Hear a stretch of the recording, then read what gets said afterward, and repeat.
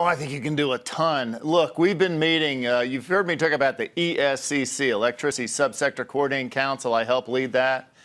Normally, I've talked to you in the past in the context of cyber and physical security. We also do help to prepare for, respond to storms, as we did with Harvey and Irma last year. Interestingly, this storm, Florence, has as a combination the characteristics of Irma, a classic hurricane, winds, storm surge, and then the double punch of Harvey, which would include flooding. We have 40,000 people from 17 states staged and ready to go. And it is a unified effort of investor-owned utilities, cooperatives, and municipal utilities working hand in hand with the government, both DHS, DOE. Like I say, we've been meeting every night, for about a week now, getting ready. Now it's game time. We had our last preparation meeting last night. We're ready to go. I mean, we were hearing that one of the questions suggested, what did we learn from Irma and Harvey on how to deal with Florence? Are we learning? Do we learn stuff every time, every hurricane? I mean, we've had a few of these over the last. Do we know about this? But every time we learn. Yeah, absolutely, man. And I'm telling you, every storm is different. It is interesting, the storm we had with Harvey, the way to recover from a flood is significantly different than the traditional wind, storm surge hurricane.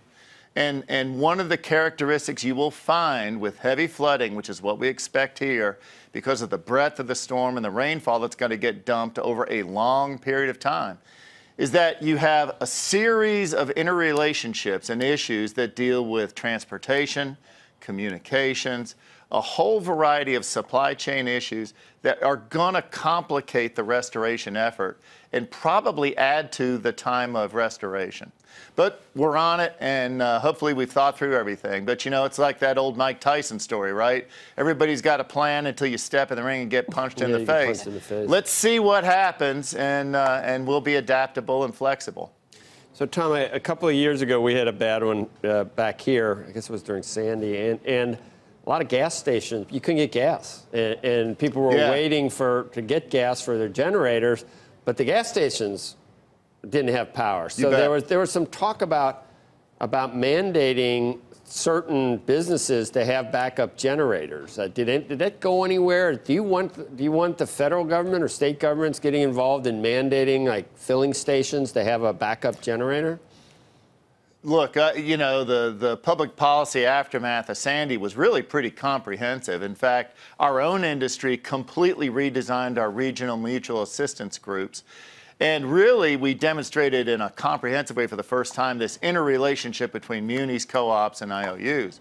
In terms of supply chain issues with respect to fuel, we did learn a lot from Sandy. And in fact, we had report outs through this whole week about, number one, understanding where those bottlenecks may occur, solving them before they occur, and then giving a sense of priority to the first responders so that we are able to effectuate the recovery just as fast as we can in a safe manner. Hey, and Joe, one more thing. If I would be so remiss not to say this. Of the 40,000 people, so many of them are covered workers, people in line crews that are going into the worst places in America today, and they're doing it, leaving their loved ones behind. They are heroes in this restoration effort.